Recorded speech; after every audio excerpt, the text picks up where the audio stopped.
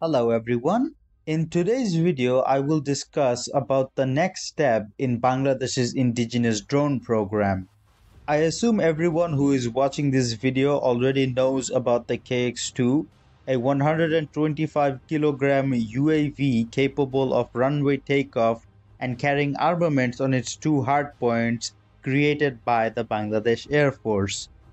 The KX-2 was revealed very recently, only a couple of months ago. If you are someone who doesn't know about the KX-2 or knows very little and wants to know more, I have made a video on the KX-2, a very detailed, deep analysis, 8-minute long video where I talk about all of its specifications, design features, and a lot more. So you can watch that video after this one or watch it now and come back to this one. I will have it linked in the description and I will also put it on the cards. In that video, I made the assumption that the KX-2 is an experimental drone used to test a technology that will be used in a much bigger UAV/drone. I talk about this a lot in my KX-2 video, but I will explain it in a short way here. But the two standard characteristics were the landing gear and the hardpoints.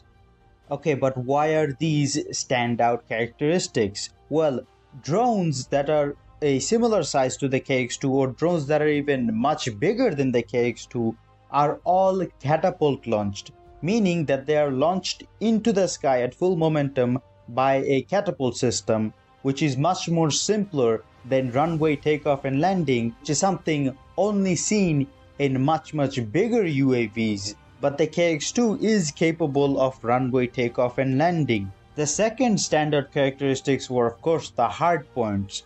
Most drones, well not most, all drones that are capable of runway takeoff and landing and have hardpoints are 5 to 6 times bigger than the KX-2. So these two characteristics strongly imply that the KX-2 is being used as a testing platform for these technologies to be included into a much larger drone. Before we start, I want to say that it is important to be realistic. At this moment, it is not possible for Bangladesh to make a drone that has the same specifications as the Bayraktar TB2. But what is possible is for Bangladesh to make a very capable tactical strike UAV. The Bangladesh Air Force has already made aircrafts with larger piston engines in the past, like with the BBT-2, which also had a retractable landing gear. And of course, recently they have shown that they can make a 125 kg UAV that has hardpoints and is capable of runway takeoff and landing. So Bangladesh Air Force has the experience and the resume. Now, if we copy aspects like the larger and more powerful engine of the BBT-2 and the retractable landing gear, and we put these components in a larger UAV platform that is potentially similar to the KX-2, we already have the base for Bangladesh's first indigenous medium altitude long range UAV. In simple terms, we buy the engine from a foreign company like we did with the BBT-2. We also buy the surveillance equipment like the cameras and stuff from foreign companies, and then we put these components in a platform, in a airframe that was made in Bangladesh. I believe this is the most realistic next step for Bangladesh Air Force's indigenous drone program, and they have already basically done the exact same thing with the BBT-2. Okay, so we can make the UAV platform in Bangladesh, and we can buy the necessary components like the engine from a foreign company.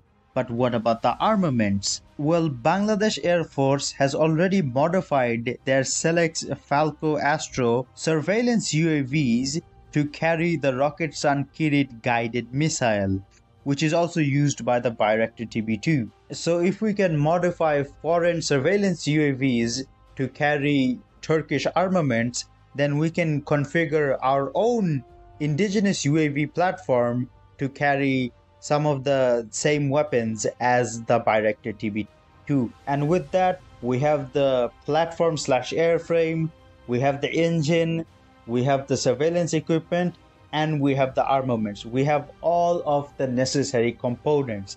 Now we just have to put everything together in a project. The success of the KX-2 has put Bangladesh Air Force's drone development program on the map.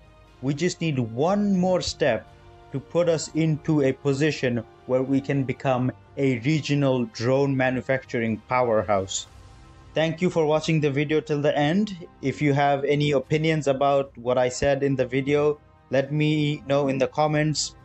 And yeah, if you want to support my work, please consider liking the video and subscribing to the channel. And I will see you in the next video.